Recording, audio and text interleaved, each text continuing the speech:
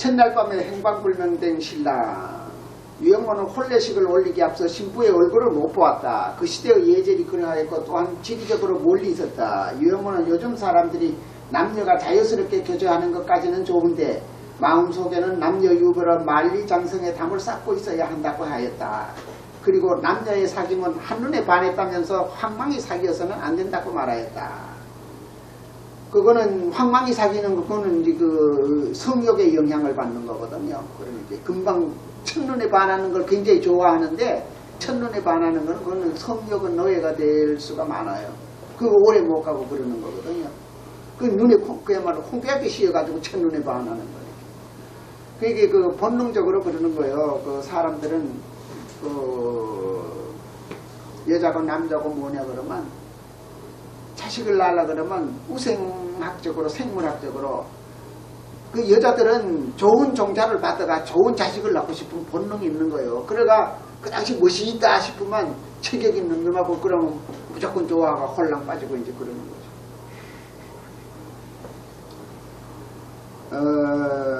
요즘의 연애를 다석 선생님 말씀이 옛날에는 상사라 하였어요. 그래서 상사병 났다 그러잖아요. 상사라 하였어요. 서로가 생각한다는 것입니다. 그런데 요새는 연애라고 해야 모두들 얼른 알아듣습니다. 어떤 뜻에서 보면 연애도 장사입니다. 별 타산이 다 꿈틀거립니다. 이 세상에 당신밖에 없다. 당신의 종이 되어도 좋다. 당신 아니면 나는 죽는다 하는 것은 다 흥정을 하느라 그런 것입니다. 남녀는 유별해야 합니다. 남녀의 교제를 황망히 하지 말아야 합니다. 이것이 성별입니다. 성별은 이 저게 뭐야? 내가 이거 지금 영어로 알았었는데 잊어버렸네요. 그 뭐 가톨릭이나 그런 데서 쓰는 용어예요. 이 종교적인 용어. 성별을 해야 구속이 옵니다. 땅질시 믿게 시간적으로 띄우고 공간적으로 멀리하여 성별을 하는 것입니다. 결코 급하게 사귀는 따위의 경솔을 하지 말아야 합니다. 곱게 보인다고 곧바로 가까이 하지 않는 것입니다. 차츰 이혼율이 높아져 이제는 세상에 한 쌍꼴이고 지금 뭐 두 쌍에 한 쌍꼴이 돼 있잖아요. 그리고 엄만 봐도 그러면 뭐냐 하면 결혼이라는 게 절대적인 건 아니다라는 거.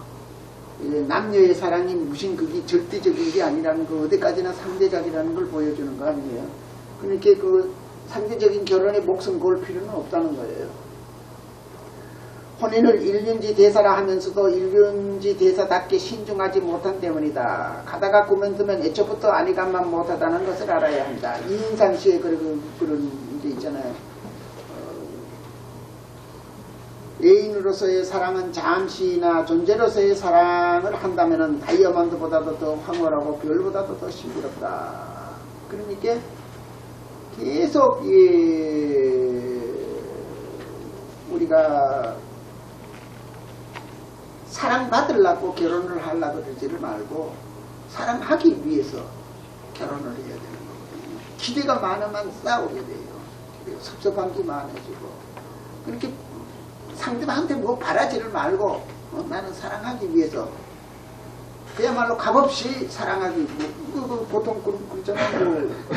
주는 자가 복이 있다고, 받는 자보다 주는 자가 복이 있다고. 그냥 일방적으로 주기 위해 가지고 뭐 요마침 자세 니도 내가 이렇게 줘야 되지 않느냐, 뭐 신혼에 무슨 뭐 해가머니 덩찰들하고 뭐 그럴 필요 없는 거예요. 그냥 참 한 사람을 위해서 헌신적으로 사랑해 주기 위해 가지고 그래야 그 참아내고 그러는 거지. 백인당중 인태화 그러잖아요.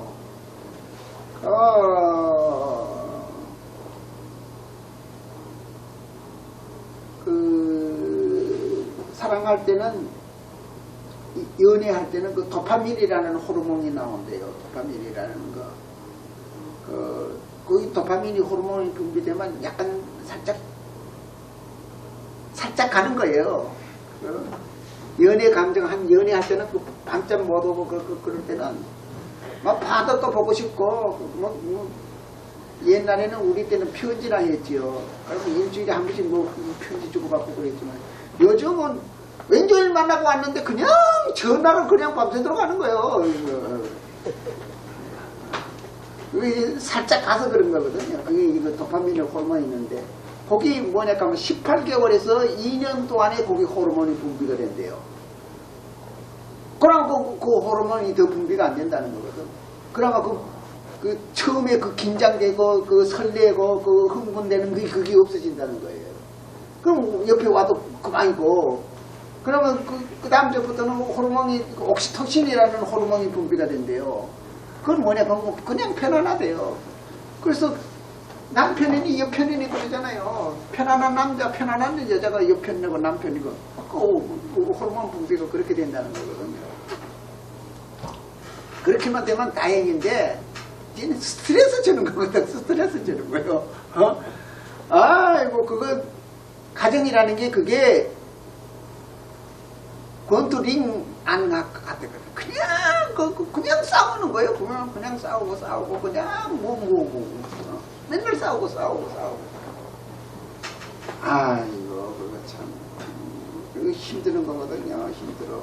이게 뭐냐 그러면 또 참고 양보하고 또 양보해야지.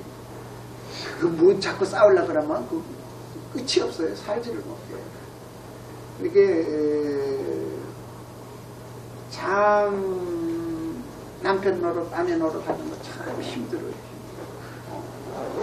그래서 진짜 어진 사람들은 어리석은 놈들이 장가가지, 똑똑한 사람들은 예수님처럼 부처님처럼 똑똑한 사람들은 결혼생활 안 하지. 내같이 어리석은 사람들이면 결혼생활 하지. 그냥 참아야 돼요. 참고 그러고 그걸 내 아내다라고 보지를 말고 하나의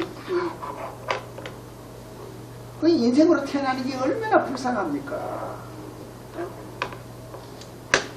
대통령이 있어도 저 불쌍하잖아요. 대통령에도 임금도 그 얼마나 불쌍하나요? 보면 어떤 놈은 김정일도 그 엄청 불쌍한 놈이야 저거. 그렇잖아요. 괜히 그 김일성의 아들이 돼가지고 저거 온갖 욕 다 먹으면서 적하고 지단은 잘났다고 적하지만은 측은하게 그지없는 놈이거든. 이 세상에 태어나는 게 엄청 그거는 다섯 선생님이 그러잖아요. 이 몸띠 뒤지고 이거는 거는 못난 거래. 이거 홀름 벗는다 그러면 그 진짜 춤출 일이지 뭐 죽는 거 뭐 설고 웃기 뭐가 있어요. 그 다섯 선생님 그 멋진 소리잖아요. 죽는 거야말로 축복받을 일인 줄 누가 아느냐. 이 진절머리 나잖아요. 진절머리 나는 거. 그냥 날마다 뭐 일 터지잖아요. 일 터져. 나라 국가라도 그렇고 가정적으로도 그렇고 심지어 뭐 수도꼭지가 고장이 나거나 뭐 전기가 또 뭐 고장이 나거나 뭐 또 뭐 세금이 어떻고 저떻고 맨날 사고 나는 거예요. 이 맨날 사고. 아이고. 영혼은 혼사 또는 한곱이여 갈등을 겪어야 했다. 풍속대로 하면은 신랑이 세시집으로 장가를 들어야 하는데 영혼은 색시가 신랑 쪽으로 시집을 와야 한다는 것이다. 영혼은 그렇게 색시집으로 장가를 안 간 거예요. 이러한 혼인이 없는 것은 아니다. 옛날에도 임금들은 아내를 맞아들었다. 이것을 친년예라 한다. 영혼의 합리적인 사고가 잘 드러나는데 두 번 절치를 치르는 것은 낭비요 손실이라는 것이다. 영호의 특성 고집이 세키집에 양보를 하였다. 그러나 장인 김현성은 혼례에 참석지 않았다. 장가를 와야 되는데 안 오고 색시 보고 올라와라 그러니까 장인 영감이 그야말로 베리코인 거지. 그래 안 오는 거예요. 오빠가 김건표와 상객이 되어 누이를 데리고 서울로 왔다. 신부 김효영은 오빠를 따라 목포항에서 인천항으로 가는 여객선을 이용하였다. 그때까지도 그 전해인 1914년에 개통된 호남선 열차보다 해상교통을 이용하는 것이 일본 놈들이 낳는 기차라고 잘 안 탔대. 그래가 그 호남선은 엄청 오랫동안 적잡았대요.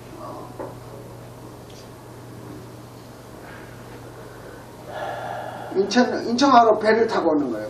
가는 여객선을 이용할 때 그때까지도 해상교통을 이용하는 일반적인 교통수단 초기 호남선 열차는 이용객이 적어 오랫동안 적자 운행을 하였다. 인천에서는 경인선 기차를 타고 서울로 이르렀다. 신부 김효정은 배멀미 차멀미로 큰 어려움을 겪었다.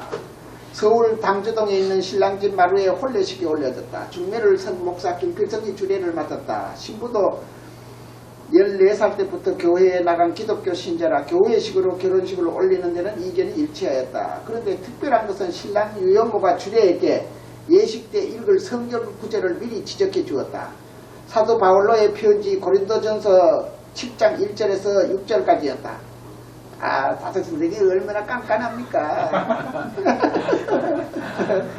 말도 못하죠. 그래서 괴팍하다 소리 많이 들었어요. 그러게, 아, 우리 집에 오셨어. 우리 집 오셨으면, 이제, 선생님은 소화 잘 안 되는 걸 좋아하거든요. 고구마니, 찰떡이니, 찰밥이니. 그러니까 또 우리 나이 많은 집사람은 학교 출근해 보고 없으니까 찰밥을 해드렸는데도, 아이고, 물 한 모금도 안 마시고 그냥 딱 놔주고 오시더라. 그렇게 까다로운 분이에요. 그럼 예절상 먹는 척이라도 하고 한 숟가락에도 뜨는 척이라도 하실 텐데 아예 안 받아요. 그래가지고 전병호 노인만 그렇게 잡숫고, 그리고 선생님 안 잡숫는데 뭐 나는 또 먹을 수가 있어야지. 나도 덩달아가 저녁 굶고.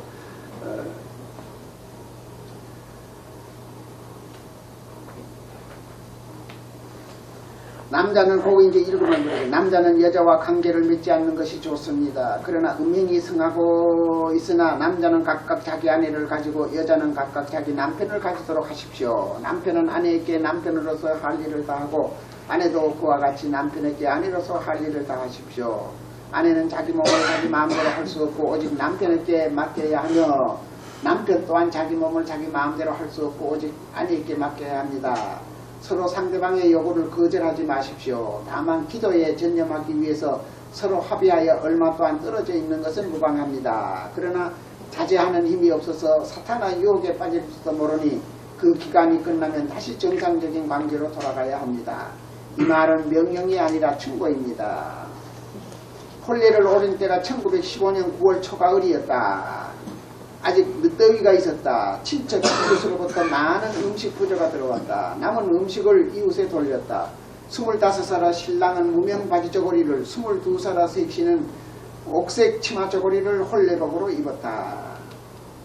이때는 이 나이만 늙은 총각 늙은 처녀요.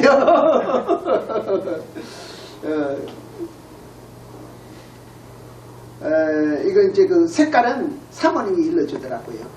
사모님이 이제 유영모가 아내가 된 누이에게 오빠 김건표는 이렇게 말했다. 누이야, 너의 남편은 훌륭한 분이다. 너가 남편의 뜻을 거스르면 너와 나 사이에 남매의 의를 칼로 자르고 소금을 치듯 끓을 것이다. 근데 김교신 선생님도 딸 시집 보내면 이 소리를 또 하더라고. 그때는 이게 무슨 유행이었었나 봐. 56년 전의 얘기를 80살이 된 김효정이 뚜렷하게 기억하고 있었다. 오빠 하던 얘기를 내가 직접 듣는데 그대로 하는 대로 내가 적은 거예요. 이게. 그 오빠의 말을 좌우명으로 삼고 평생을 살아온 것이다. 김교신도 시집가는 맏딸에게 같은 말을 하였다. 이것이 옛날의 보편적인 윤리관이었다. 혼례식을 올린 유영모는 그 길로 호남선 목포행 열차를 타고 목포에 있는 처가로 향하였다. 유영모는 신부의 부모님 뵙기 전에는 감히 신방에 들 수 없다고 생각했다. 이 사정을 전혀 모르는 신부는 신랑이 신부방에 들기를 기다렸다. 그러나 밤이 늦도록 신랑은 나타나지 아니하였다. 말도 안 하고 갚으는 거예요. 혼례식 올리고는. 그러나 밤이 늦도록 신랑은 나타나지 않았다. 그렇다고 신부가 누구에게 물어볼 수도 없었다. 다만 신랑이 행방불명이 된 셈치고는 집안이 너무 잠잠하여 시름을 들었다. 그러나 무슨 일이 처음에 자기가 소방 맞는 줄 알았대요. 사모님 말씀이 그러더라고요. 장가든 날부터 더 중요한지 궁금하였다. 신식 혼례를 올렸으니 신랑이 풀어주어야 할 족두리가 없는 것이 천만다행이었다. 왕영매 양명 왕수인은 17살에 장가를 들었다. 장가 갔던 날 처갓집 나와 가까이에 있는 철주궁이라는 도교 사원에 들렸다. 왕수인은 도사와 도담에 빠져 자기가 오늘 장가든 사실을 잊어버리고 있었다. 밤을 새운 새벽에야 처가에 가야 한다는 생각이 나서 돌아오자 처갓집에서는 신랑이 행방불명에 대해 큰 소란이 벌어져 있었다. 이용모는 그와는 다르나 신부를 혼자 둔 것만은 마찬가지다. 무심한 남편이랄까 별난 남편이랄까 참 어떻든 괜찮으리요.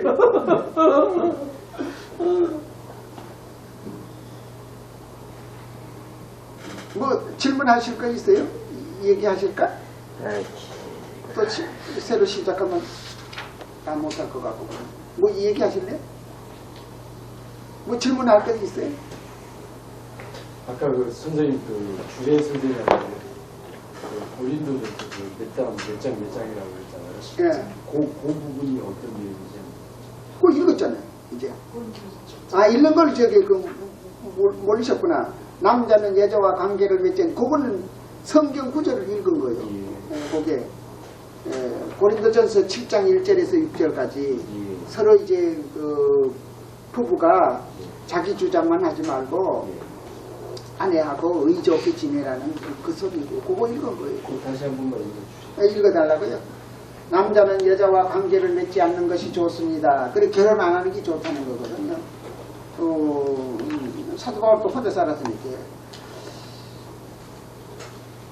그러나 음행이 성행하고 있으나 남자는 각각 자기 아내를 가지고 여자는 각각 자기 남편을 가지도록 하십시오. 남편은 아내에게 남편으로서 이 일을 다하고 아내도 그와 같이 남편에게 아내로서 할 일을 다하십시오. 아내는 자기 몸을 자기 마음대로 할 수 없고 오직 남편에게 맡겨야 하며 남편 또한 자기 몸을 자기 마음대로 할 수 없고 오직 아내에게 맡겨야 합니다. 서로 상대방의 요구를 거절하지 마십시오. 다만 기도에 전념하기 위해 서로 합의하여 얼마 또한 떨어져 있는 것은 무방합니다. 그러나 자제하는 힘이 없어서 사탄의 유혹에 빠질지도 모르니 그 기간이 끝나면 다시 정상적인 관계로 돌아가야 합니다. 이 말은 명령이 아니라 충고입니다. 근데 그 맹자에 읽어보면은 가족간이 떨어지는 게 그 정치 잘못하는 거라는 거거든.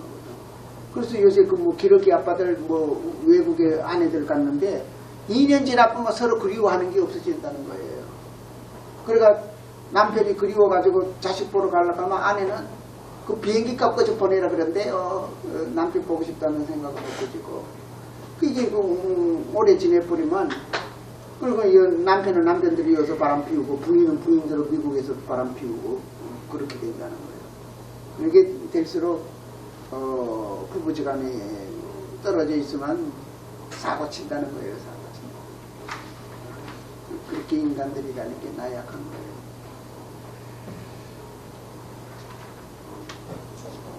또 뭐 물으실 게 있으면 물으시고. 다섯 선생님이 그래 가셔가지고 장인한테 약간 안 놔주셨나요? 아, 뭐 이제 이제 그 뒤에 나오는데요. 그래가지고 뭐 전화라도 있으면 무슨 전화라도 알고 내가 간다고 얘기할 텐데 그때는 무슨 전화도 없을 때니까 이제 딸 시집 보내고 이제 허전해가지고 이제 있는데 신랑이 툭 나타난 거예요. 그러니까 깜짝 놀래가지고 신랑 대접하느라고. 근데 우리가 이제 그 두 분이 대화를 하는데 뭐 편지 정도가 아니거든. 가서 이제 그 얘기가 이제 있는데 무릎을 탁 치면서 우리 사위가 이렇게 훌륭한 사람인 줄 몰랐다고. 저기 그 처제 신랑 가면 자네가 구하라고. 그랬다는 거예요. 그것도 이제 꽤 공부했는 사람이거든요. 알 만큼은 아는데, 다섯 선생님 아는 게 얼마나 알아요. 진짜 대단하잖아요.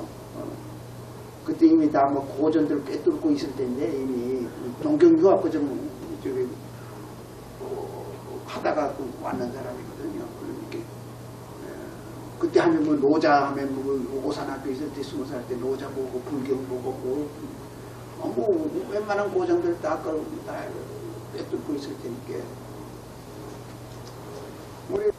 지금 우리가 저기 뭐 예수님이 뭐 5천 명을 먹이고도 부스러기가 뭐 12바구니가 되더라 그러는 뭐 그런 얘기가 있습니다만은 그 이제 부스러기라는 게 이제 그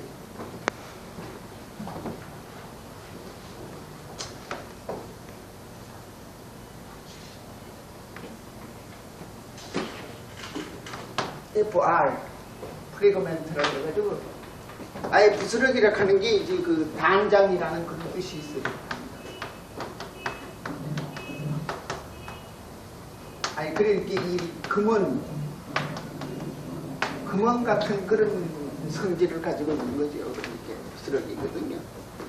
그러니까 이제 우리가 이거 뭐 시를 쓴다든가 무슨 뭐 좋은 이 경고를 생각을 낸다든가 그렇게 그 예수님의 이제 그 성경을 이렇게 복음서를 보면은 그 멋진 비유도 많지만은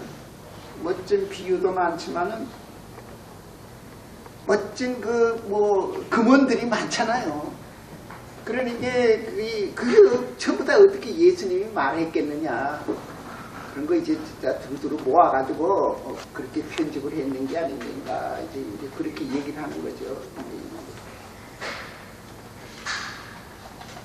근데 이제 지금 우리도 그러잖아요. 뭐 결국은 뭐냐 그 뭐 비유도 희미상하게 그 눈에 안 보이는 그 세계를 말로 하자니까 말로 할 수가 없잖아요. 그야말로 불임문자라 그러거든요. 그래서 그 불교에는 그게 아주 그 철학적이 돼가지고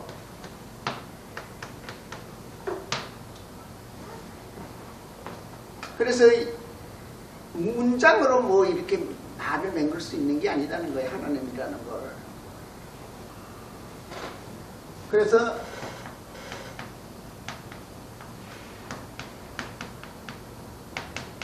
이연진여라 그래요. 이연진여. 진여라는 게 진리라는 뜻이거든요. 니르바나 다루마가 이제 이 말을 떠나는 진여, 말을 의지했는 진여, 의지해가지고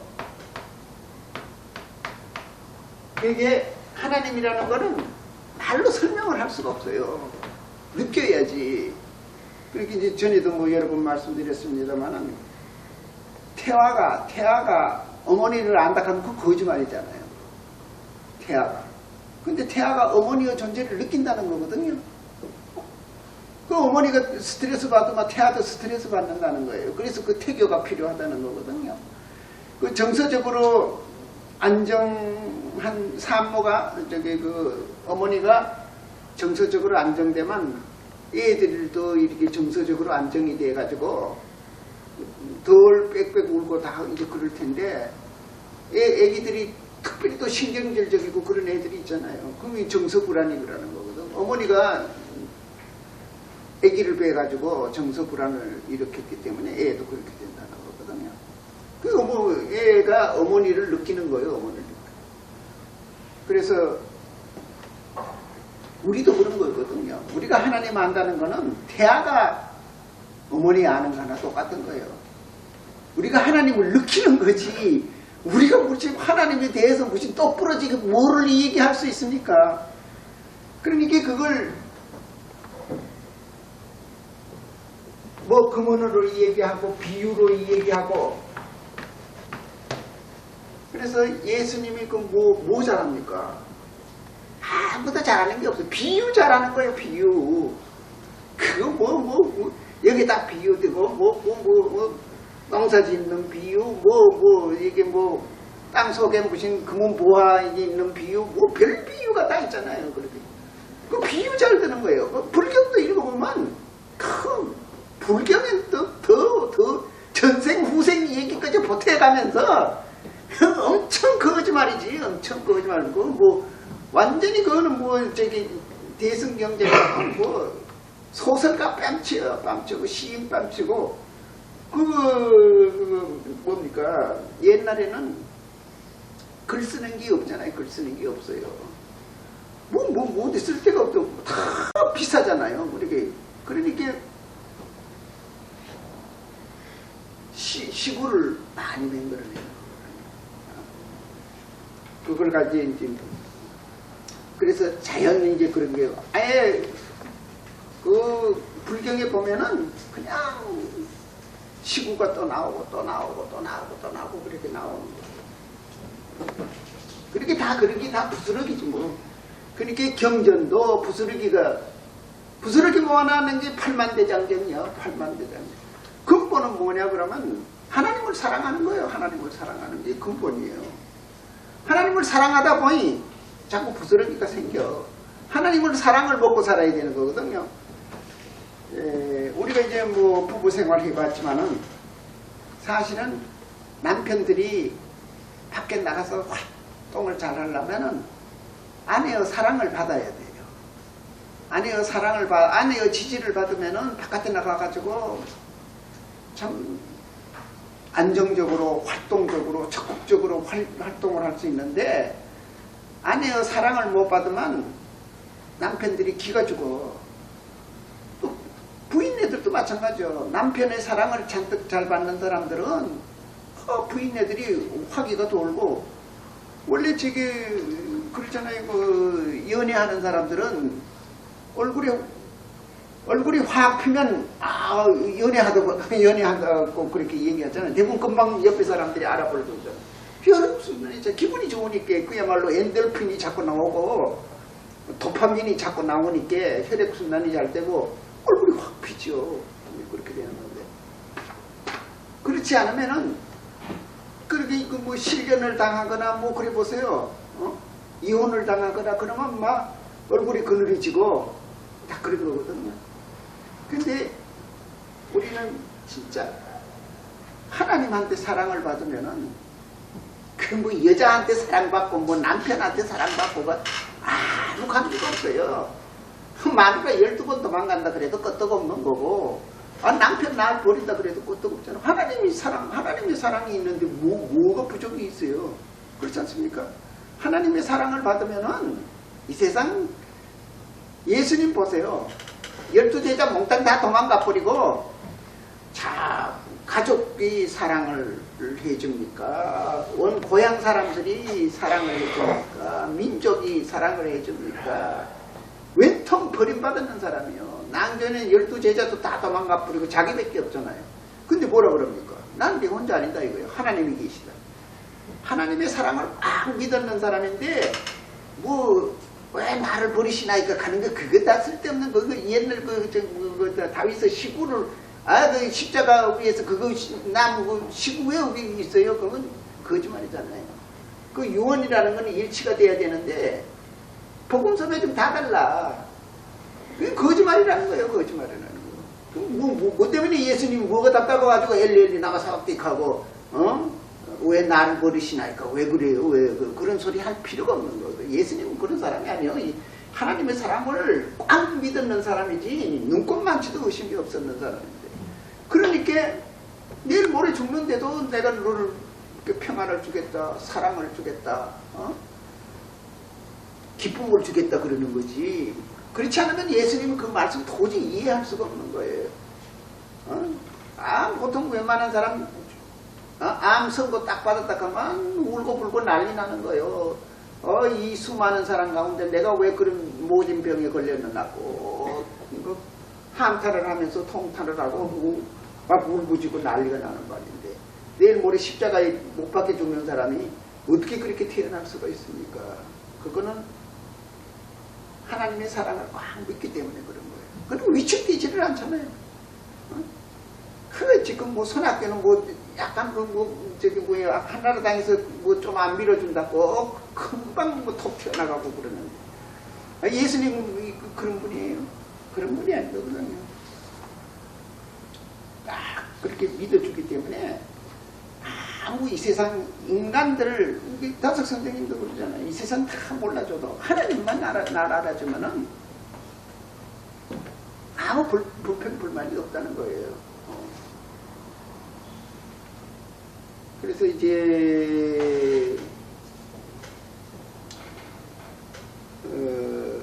우리가 어떻게 하나님을 사랑을 하고 하나님의 사랑을 받고 참 아버지가 내 속에 내가 아버지 속에 있는 그런 일치감을 느낄 수 있는가 하는 게 그게 궁극적인 거고 다른 거는 전부 다 이제 부스러긴 거예요. 부스러기. 글 쓰는 것도 부스러기고 시 쓰는 것도 부스러기고 그리고 이런 것도 다 이제 부스러기가 부스러기가 모으면 12바구니가 되는 거예요. 8만대장경도 되고 바이블도 되고 이런 것도 이제 뭐 내가 이거 뭐 대단한 게 아니야. 그냥 부스러기가 생긴 거예요. 하나님을 사랑하다 보니까 그야말로 무엇을 할까 하시라이도 가듯이 우리가 어찌할꼬 그러잖아요. 그 사도행전에도. 그래서 톨스토이가 우리가 무엇을 할까 하는 책 제목이 그런 게 있어요. 근데 무엇을 할까? 우리가 머리를 준 것은 깊이 생각하라는 것. 하나님께서 우리한테 머리를 준 거는 근데 머리 주는 걸 생각을 안 하려고 그래. 생각하면 골치 아프대. 그렇게 뭐 약간 철학적인 얘기하려고 그러면 안 하려고 그러는 거거든요. 골치 아프다고. 그럼 짐승이나 마찬가지죠. 생각을 해야 되잖아요. 머리를 준 것은 깊이 생각하라는 것. 무엇을 어떻게 바르게 생각할까. 하늘 그렇잖아요. 하는 크잖아요. 큰데 언제나 있잖아요. 언제나. 그게 우주를 하늘이라 그래서 다섯 선생님이 그랬어요. 하늘, 오늘 속에 태어난 나가 누구인지 내가 왜 이 세상에 나 이 우주적 소산이거든요. 엄마 아버지가 날 낳는 게 아니에요. 이 우주가 날 낳는 거지. 그게 하나님이 날 낳은 거죠. 우주가 없었으면 내가 태어날 수가 없어요. 우주가 있어서 내가 태어났으니까 내가 누구인지 깨달아 알아내라는 게 분명하다. 세상을 왜 태어났어요? 내가 누군지 알아보라고. 알아보는 데는 뭐예요? 생각을 해야 되잖아요. 머리가 있어야 돼. 손을 준 것은 부지런히 일을 하라는 거. 그렇게 하나님이 일하라고 손 줬는데 일 안 하고 있으면 그 손 하나님한테 도로 갖다 바쳐야지. 손을 있으면 일을 해야 되는 거예요. 난 일 시키려고 그러지 말고 그렇게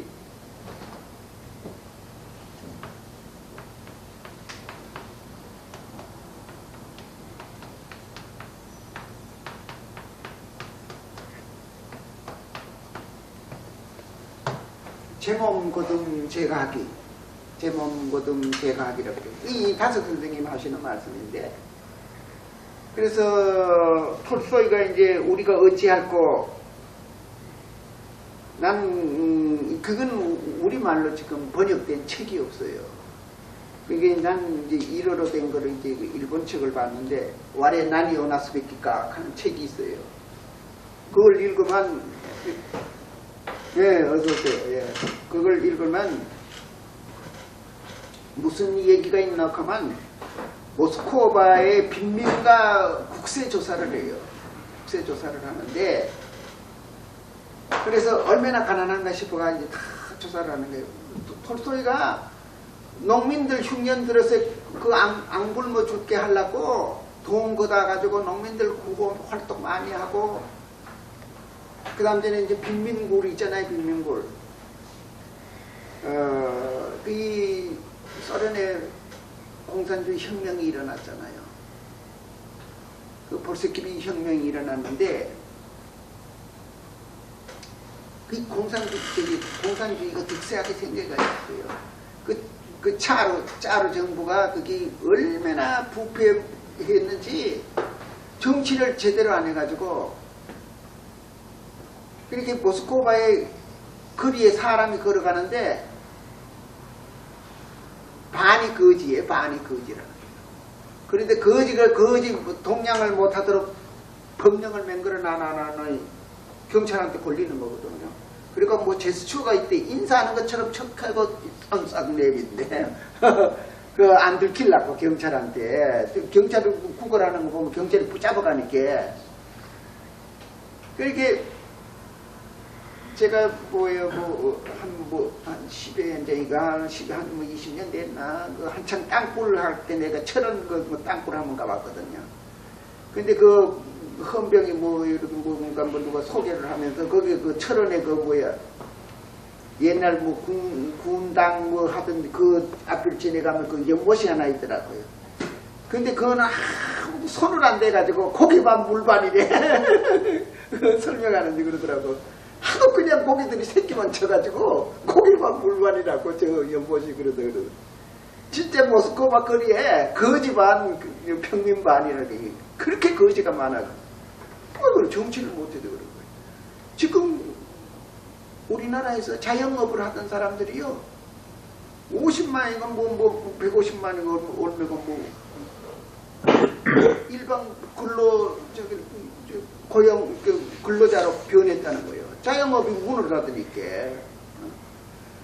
그래가지고 뭡니까 요즘은 먹을 게 없어가지고 우유 훔쳐가고 뭐 이렇게 하는 거지 부지기수라는 게 요즘 뭐 사기 치는 게 없나 뭐 쇠도덕질하고 뭐 이런 그 도덕들이 많이 생기는 건 그만큼 뭐가 이 경기가 안 풀린다는 증거거든요. 정치 잘못하면 그럽니다. 그러니까 그런 나라의 공산주의 혁명이 안 일어나겠어요. 이게 뭡니까 불결한데 유행병이 전염병이 생기잖아요. 그런 것처럼 가난한다는 공산주의가 생기가 있는 거예요. 그 공산주의라는 건 그래요. 공산주의라는 게 그 전염병 같은 거거든요. 전염병 같은 거 돼가지고. 그러니까 지금 지난 20세기에는 공산주의라는 정신적인 전염병이 왼쪽으로 휩쓸어는 거예요. 휩쓸어는 건데 지금 이제 그 마지막 판이 아직도 우리나라의 좌경사상이 지금 활개를 치고 있는데 세계적으로는 지금 좌경사상이 폐기처벌을 받았잖아요. 공산주의로 가지고는 못 산다는 거예요. 중국이 지금 큰 소리 치게 생겼는 거 공산주의 내버려서 그런 거거든요. 그 등소표인가? 검은 고양이든 흰 고양이든 뭐래요. 쥐만 잡으면 되지. 공산주의만 어떻고 자본주의만 어떻고 백성 잘 삼아야 된다는 게 그거예요. 그 이론이야. 그래가지고 빨리 중국의 큰 부자가 100명 빨리 뭐 나오라고 등소표에 그랬는 거거든요. 그나는 지금 이제 빈부 차각망들이 크게 벌어져가지고 가난한 이제 또 걱정을 한다 그러더라고요. 그거는 복지 시설을 잘하고 종교인데 빌 게이츠가 지금 뭐 미국의 제일 큰 부자지만은 엄청난 돈을 내놓잖아요. 카네기나 이런 사람들이 왜 돈 내놓습니까? 그래야 세금 혜택도 보고 이름도 없고 원래 카네기라는 사람이 아주 지독한 나쁜 놈이었었대요.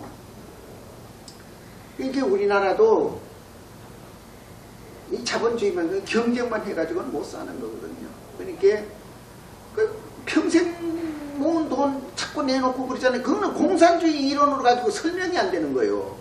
평생 죽자 사자 모아놨는 돈을 내놓는 거는 공산주의 이론으로 가지고 설명이 안 되는 거거든요. 자꾸 내놔야 되죠. 우리는 얼마 안 그러면 죽는데 그거 뭐 어디 그 정주에 그 돈 가져갔어요. 이병철이 그 돈 가져갔어요. 사회로 환원시키고 자유 경쟁으로 시키되 그런 거는 그걸로 사랑으로 보완을 해야 되는 거거든. 사랑으로. 손을 준 것은 부지런히 일하라는 걸 먹고 놀면 안 되는 거예요. 우리나라가 망했는 거는 양반들이 일을 안 해서 그런 거거든요. 일하는 거는 천하게 여기고 농민들 농사 지어놓은 거는 꾸벅꾸벅 받아먹으면서 농민들은 인간 대접을 안 했어요. 인간 대접을 안 했어. 지금도 그냥 뭐 관존민비 아닙니까? 뭐 쥐꼬리 많은 권력이라도 잡으려고 아직도 판검사한테 시집 가려고 그러고 뭐가 됐다 하면 법대에 모여들고 의대나 모여들고 그래가지고 되겠어요. 안 되는 거거든. 그런 관존민비 사상이 없어져야 되는 거예요. 그게. 그래가지고 나라 망했는데 아직도 관존민비 사상이 돼가지고 머리 좀 좋다는 사람들은 그냥 판검사가 되려고 그래요. 그런데 머리가 법률 공부를 하게 되면은 그거는 절절 배우는데 창조력은 완전히 없어진다는 거거든. 판검사한테서 무슨 아이디어가 나옵니까? 절대 안 나온다는 거예요. 거기서 무슨 창조적인 뭐 예술적인 작품이 나온다든가 뭐 그런 거 머리가 이미 변질이 돼가지고 그분들 다 머리 좋은 사람들이거든요. 그러니까 그렇게 고시 필수하잖아요. 그런데 법률 공부하기 시작해가지고 암기하기 시작하게 되면은 머리가 이상하게 돼버려가지고 창조력이 없어진다는 거예요. 그 애기 못 낳는 여자가 되는 거, 불임증 걸리는 여자처럼 돼버리는 거거든요. 머리 병신이 되는 거예요. 이 다섯 선생님 그러잖아요. 고시 공부하는 사람 굉장히 못마땅해요. 고시 공부하는 사람. 그럼 우리는 무슨 고시 필수했는 사위 얻으면 어깨가 으쓱하고 그러고 이제 그러는데 그 모르고 하는 소리거든요. 그래서 손을 준 것은 부지런히 일을 하라는 것. 누구를 위해 무슨 일을 하여야 할까? 사람들을 위해 도움되는 크고 작은 일을 이마에 땀이 흐르도록 하라는 것이다. 눈을 준 것은 무엇을 잘 보라는 것. 언제 무엇을 어떻게 보아야 할까? 대자연이라는 그림 성경을 보아 읽어서 하나님의 높으신 뜻을 헤아리라는 것이다. 바이블 중에 바이블이 뭐예요? 대자연이 바이블이지. 대자연만 있으면 성경은 얼마든지 또 쓸 수 있는 거예요. 성경. 그건 이 대자연 보고 대자연은 뭐예요? 하나님의 카라이 같으면 하나님의 옷이라는 거예요. 하나님의 옷이라는 거고 다섯 선생님은 하나님이 보낸 편지라잖아요. 편지. 이 대자연을 보고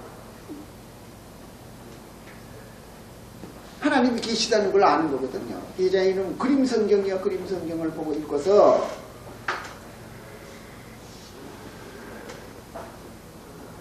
지금 내가 그 진주 이제 가는데 문화원 원장이 이게 하는 소리가 뭐냐고. 선생님 참 이상한 게 있어요. 뭐가 이상해? 원래 이 태양, 지구도 태양에서 떨어져 나오는 거 아닙니까? 옛날에 북덩어리였지. 그 북덩어리가 식어가지고 어떻게 물이 지금 이게 지구의 70%가 물인데 어떻게 물이 생겼습니까? 그거요. 아주 신기하대. 생각할수록 이 옛날에 이거 원래는 이거 태양에서 떨어져 나오는 북덩어리거든요. 북덩어리가 거기 식어가지고 이제 굳어져가지고 이 지구가 되는 거 아닙니까? 그 북덩어리가 식었는데 어떻게 물이 생기느냐? 그래서 그게 이제 과학자들은 여러 가지 이제 설이 있어요. 이제 설이 있는데 뭡니까? H2O가 산소하고 수소하고 결합해가지고 물이 되는 거 아닙니까? 그러니까 얼마든지 될 수 있는 거죠. 더 이상 내가 그랬어요. 더 이상한 거는 뭡니까? 이 몸뚱아리에 이 정신이라는 게 생기는 게 더 이상하지 않느냐고. 그렇잖아. 이 몸뚱이에 어떻게 이 정신이라는 게 있어가지고 우리가 하나님을 생각하고 무슨 철학을 하고 종교를 하고 이렇게 할 수 있는 게 희한하잖아요, 이거. 그러지 원래 이제 이게 어떤 내가 무슨 뭡니까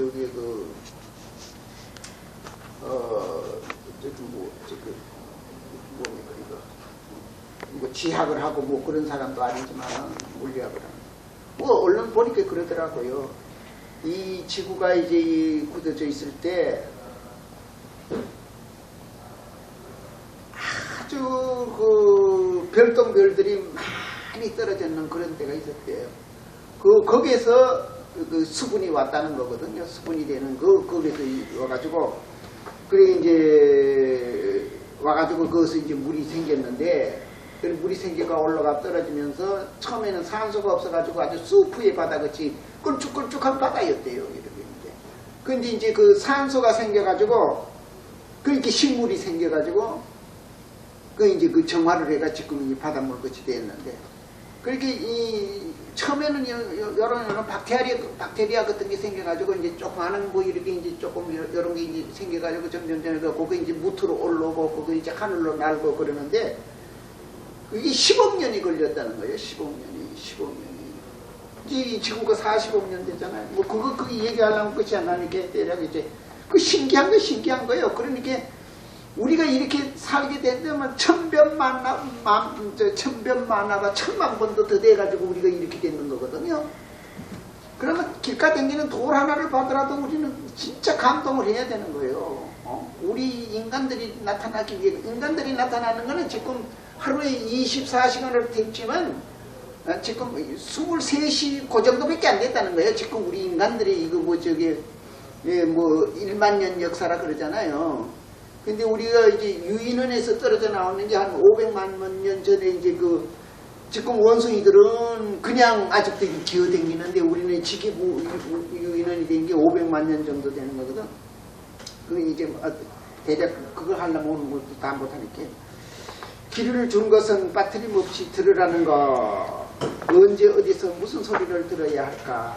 이웃 사람들을 앓는 소리 귀담아 들어 이웃의 아픔을 낫게 하고 위로하라는 것이다. 관세음보살이 관세음보살이 그거잖아요. 이웃의 아픔을 진짜 남 아픈 걸 참 강 건너 불 보듯이 해서는 안 되는 거잖아요. 근데 우리는 그럴 수밖에 없을 때는 진짜 마음이 아프잖아요. 그러니까 함석헌 선생님이나 다섯 선생님이 그 자살 사건들이 일어났을 때 그 단식하고 하는 거, 그냥 그런 걸 보고 지내갈 수가 없으니까 단식이라도 하는 거거든요. 같이 아파하자고. 내일 모레 저기 뭐에 설 앞두고 너무 가난해서 자살해 죽었는 거예요. 그래서 선생님이 그때 단식 뭐 열을 하셨나 보름하셨나 뭐 그렇게 선생님은 다 단식을 한. 보통 뭐 이렇게 아버님이나 어머님 돌아가신 할아버지나 기일날은 제삿날은 음식장만 하는 게 아니라 그냥 단식하는 거예요. 원래 뭐 한 끼밖에 안 잡섰는데 뭐 한 끼 저녁 안 먹어버리면 하루 단식하는 거잖아요.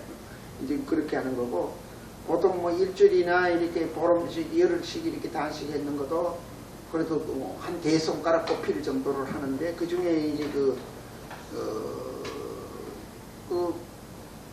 다섯 강의에 나오나? 뭐 이제 일가족이 설 앞두고 자살해 죽어버렸어요. 너무 가난해가지고. 그 일이 있고, 이제 그 단식도 하시고, 이제 그러시고. 그런데 참, 장기려 박사가 참 실천을 많이 했는다는 거거든.